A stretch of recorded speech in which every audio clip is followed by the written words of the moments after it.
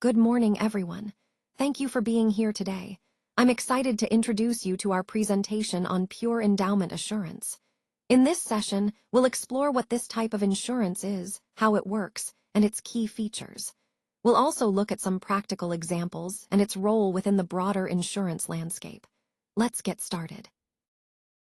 Let's take a closer look at how a pure endowment works. The key idea here is that the sum assured is only paid out if the policyholder survives until the maturity date. This means that if they pass away before that specific time, no payout is made. The maturity payout is essentially a reward for surviving the entire period. Now, for this to happen, the policyholder must survive the entire predetermined period, which we call the survival period. During this time, they make regular payments into the insurance fund. These payments are made over a fixed term, helping to build the fund that will eventually pay out if they reach maturity. It's important to see how these elements connect. The policyholder pays premiums regularly, and in return, they get the promise that if they survive through the entire term, they will receive the sum assured. If they don't, the insurance doesn't pay out, which is why this type of policy is often seen as a way to secure a future reward for longevity. When choosing a fixed term, you can set the duration to 10, 15, or even 20 years, depending on your financial goals. This type of plan serves as both a savings and an investment vehicle, helping you accumulate capital over time for a future lump sum. It's designed to support your long-term financial planning. One important aspect to keep in mind is that if the policyholder passes away during the term, there will be no payout to nominees or heirs. This means the primary benefit is tied to the survival of the insured person. In essence, the payout depends solely on whether the insured survives through the policy's duration. If they do, you receive the benefit at the end of the term. This feature emphasizes that the focus is on building savings and capital, rather than providing a death benefit. These key features highlight the plan's primary purpose, helping you grow your assets over time with a clear focus on your future financial security. This formula illustrates that the policy value depends on two key factors: the time value of money and the probability of survival. Now, when I say NPX, I mean the probability that a person aged will survive for at least N more years. It's a crucial component because it helps us estimate the likelihood of the insured remaining alive during the policy period. Next, VN represents the discount factor for N years at a given interest rate I remember. V is calculated as 1 divided by 1 plus I. This discount factor accounts for the fact that money today is worth more than money in the future, reflecting the time value of money. Putting it all together, the net single premium, or NSB, for a pure endowment is essentially its present value. It's the amount we need to set aside today to cover the benefit if the insured survives to the end of the term. This actuarial formula combines these elements, survival probability and discounting, to give us a precise way to value these policies. It's a foundational concept that links the probability of survival with the economic value of future payments, tying directly into our overall theme of understanding insurance valuation from both a risk and financial perspective. Let's take a closer look at the payout structures in these different endowment policies. Starting with the standard endowment, the payout on survival is, of course, the full sum assured, and this is paid out if the policyholder survives the term. Similarly, if the policyholder passes away during the policy term, the full sum assured is paid to the beneficiaries. The primary purpose here is a combination of protection and savings, providing both a safety net and a lump sum at maturity. The key point to remember is that the insurer pays out regardless of whether the individual survives or dies, making it a balanced approach. Now, shifting to the pure endowment, the payout on survival is also the full sum assured. But here, there's no payout if the individual dies before the term ends. The main goal of this policy is purely savings or a survival benefit. Think of it as a reward for staying healthy and alive. However, the downside is that if the individual dies early, they lose the premiums paid, as there's no death benefit involved. Finally, when we compare these two, The main difference is in their purpose and risk. The standard endowment offers protection plus savings, whereas the pure endowment is focused solely on savings with no benefit if death occurs early. This comparison highlights how each policy is suited to different financial goals and risk appetites.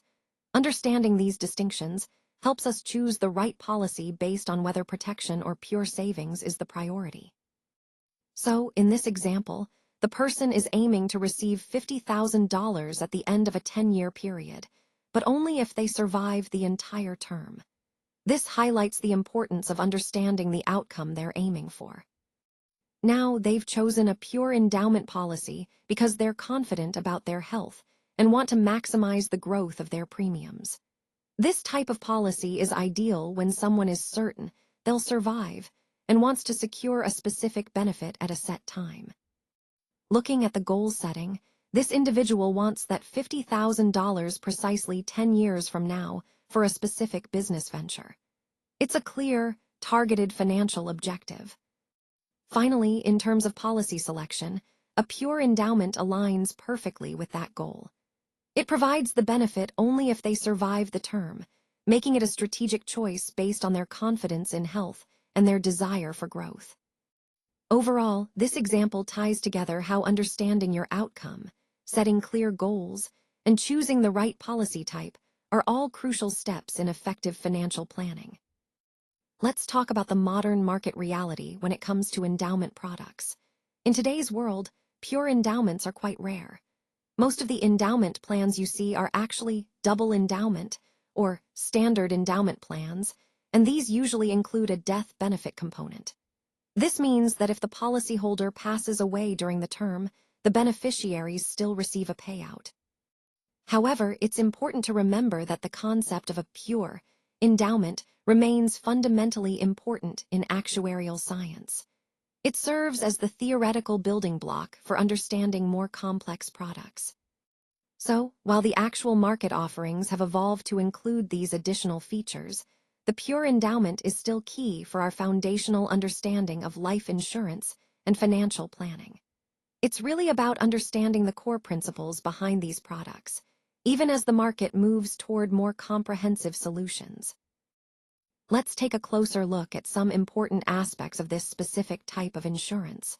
First, if the policyholder dies before the policy reaches its full term, the premiums paid are forfeited to the insurance fund. This is known as the forfeiture risk, and it means that the insurer keeps the premiums if the policyholder doesn't survive to the end. Now, this product is typically designed to provide a lump sum payment at a specific future date, which could be for retirement or education expenses. This focus on capital accumulation means that you're essentially saving towards a future goal. One of the key advantages here is that, theoretically, this type of policy can be cheaper than a standard endowment plan because the insurer doesn't have to pay out a death claim if the policyholder passes away early. This can result in lower costs for the policyholder. Finally, it's important to consider both the advantages and the considerations. While the lower cost and targeted savings are appealing, the forfeiture risk means that if you don't reach the policy's end date, you might lose the premiums paid. So, understanding these factors helps you decide if this fits your financial goals and risk appetite. Now, let's look at the key takeaways from this slide.